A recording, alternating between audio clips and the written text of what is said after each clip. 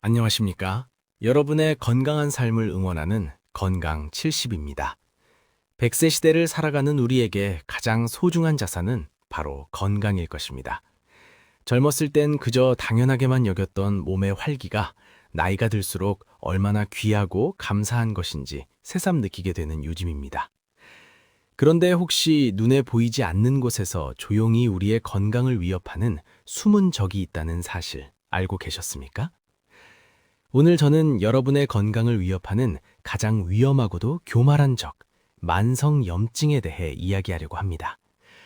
최근 전 세계 의학계는 노년기 건강을 해치는 주범으로 바로 이 만성염증을 지목하고 있습니다. 염증이라고 하면 보통 상처가 났을 때 붓고 아프고 열이 나는 급성염증을 떠올리실 텐데요.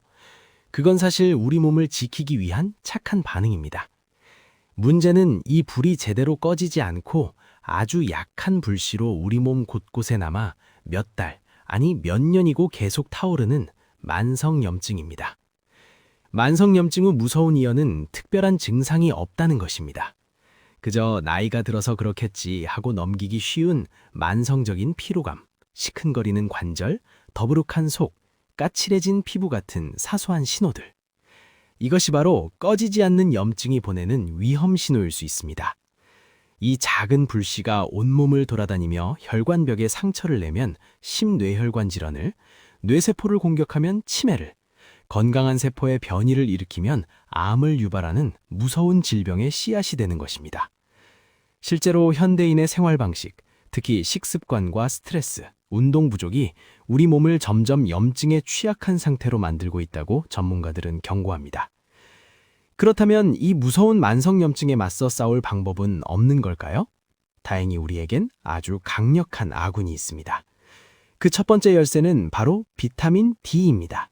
우리는 흔히 비타민 D를 뼈 건강에만 좋은 영양소로 알고 있지만 사실 비타민 D의 가장 중요한 역할 중 하나는 우리 몸의 면역 체계를 조절하고 과도한 염증 반응을 억제하는 염증 소방수 역할입니다. 비타민 D는 햇볕을 쬐면 우리 피부에서 자연스럽게 만들어집니다. 그래서 선샤인 비타민이라는 별명도 있죠. 하지만 우리 어르신들의 경우 젊은 시절에 비해 피부에서 비타민 D를 만드는 능력이 현저히 떨어집니다. 또한 외출을 꺼리게 되는 날이 많아지고 자외선 차단제를 사용하는 습관 등으로 인해 햇볕을 통한 충분한 비타민 D 합성을 기대하기가 어렵습니다. 특히 일조량이 부족한 겨울철에는 결핍 상태가 되기 더욱 쉽습니다. 음식으로도 보충할 수 있지만 연어나 고등어 같은 기름진 생선, 달걀 노른자 등에 함유된 양만으로는 하루 권장량을 채우기엔 턱없이 부족합니다.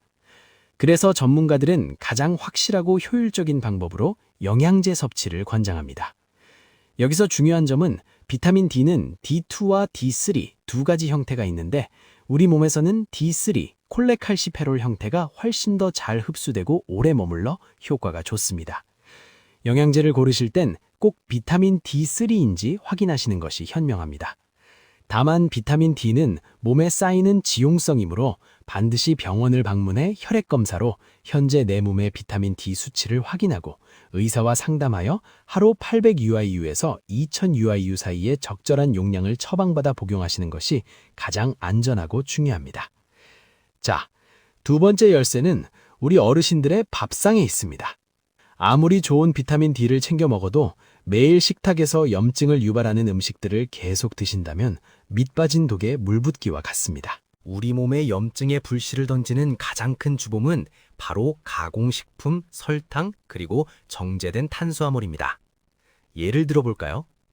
달콤한 믹스커피나 주스, 빵, 과자를 먹으면 우리 몸의 혈당이 아주 빠르게 치솟습니다.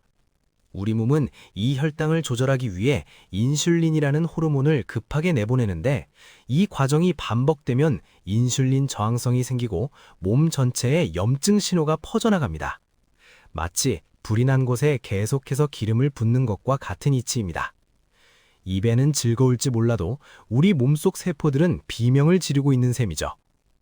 가공육에 들어있는 첨가물, 과자나 튀김에 많은 트랜스지방, 흰 쌀밥이나 흰 밀가루 같은 정제된 곡물 역시 마찬가지입니다.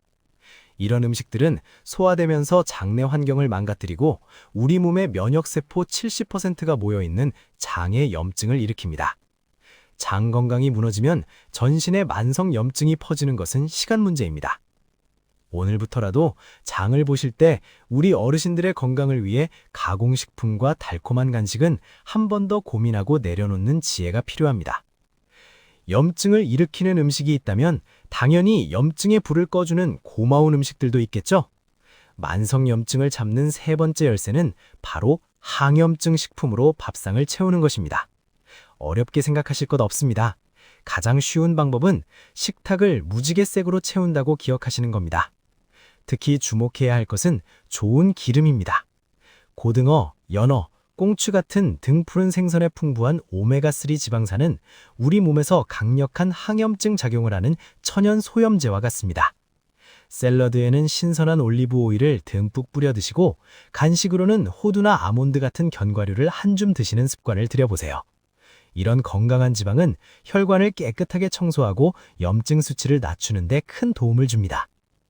여기에 식탁에 풍미를 더해주는 향신료들도 훌륭한 항염증 식품입니다. 카레의 노란색을 내는 강황 속 커큐민 성분, 특유의 알싸한 맛을 내는 생강의 진저롤, 그리고 우리 식탁에 빠지지 않는 마늘의 알리신 성분은 모두 몸속 염증을 억제하는 강력한 효과를 가지고 있습니다. 오늘 저녁 반찬에 마늘을 조금 더 넣어보시고 따뜻한 생강차 한 잔으로 하루를 마무리해보시는 건 어떨까요? 작은 실천이 모여 우리 몸을 염증으로부터 지켜주는 튼튼한 성벽이 될 것입니다. 자, 이제 마지막 네 번째 열쇠입니다. 좋은 것을 챙겨 먹는 것만큼 중요한 것이 바로 비워내는 과정인데요. 그 핵심은 바로 깊은 잠에 있습니다. 우리가 깊은 잠을 잘 때 우리 뇌에서는 글림프 시스템이라는 아주 놀라운 대청소가 시작됩니다. 글림프 시스템은 뇌의 하수도 시스템과 같습니다. 우리가 낮 동안 활동하며 뇌에 쌓인 작정 찌꺼기와 독소, 그리고 치매를 유발하는 베타 아밀로이드 같은 단백질과 염증 유발 물질들을 밤새 뇌척 수액으로 씻어내 배출하는 역할을 합니다. 그런데 만약 잠을 설치거나 충분히 깊게 자지 못하면 이 뇌 속 청소부가 제대로 일을 할 수 없게 됩니다. 청소되지 못한 염증 쓰레기들은 뇌에 그대로 쌓여 뇌 기능을 떨어뜨리고 결국 만성적인 신경염증과 인지기능 저하의 원인이 될 수 있는 것이죠. 따라서 매일 밤 7, 8시간의 질 좋은 수면은 최고의 보약이자 항염증 치료제입니다. 잠자리에 들기 1시간 전에는 텔레비전이나 스마트폰의 밝은 빛을 피하고 침실을 최대한 어둡고 조용하게 만들어 숙면을 유도하는 것이 좋습니다. 혹시 날에 피곤해서 낮잠을 주무신다면 20분 이내로 짧게 주무시는 것이 좋습니다. 긴 낮잠은 밤잠의 질을 떨어뜨려 오히려 생체 리듬을 깨고 우리 뇌의 중요한 청소 시간을 방해한다는 점 꼭 기억해 주십시오. 오늘 우리는 몸속의 조용한 불씨, 만성 염증을 끄는 4가지 핵심 열쇠에 대해 알아보았습니다. 첫째, 햇볕과 영양제로 비타민 D를 채우고, 둘째, 염증을 부르는 가공식품과 설탕을 멀리하며, 셋째, 무지갯빛 항염증 식단으로 밥상을 채우고, 마지막으로 깊은 잠을 통해 뇌와 몸을 깨끗이 청소하는 것입니다. 이 4가지는 우리 어르신들의 건강한 노년을 지켜줄 가장 든든한 기둥이 되어줄 것입니다. 오늘 내용이 유익하셨다면 주변의 소중한 분들께도 이 영상을 공유해 주십시오. 그리고 구독과 좋아요를 눌러주시면 앞으로도 더욱 유익한 건강 정보로 찾아뵙겠습니다. 궁금한 점이 있으시면 아래 댓글로 남겨주세요. 여러분의 빛나는 오늘과 건강한 내일을 진심으로 응원합니다. 감사합니다.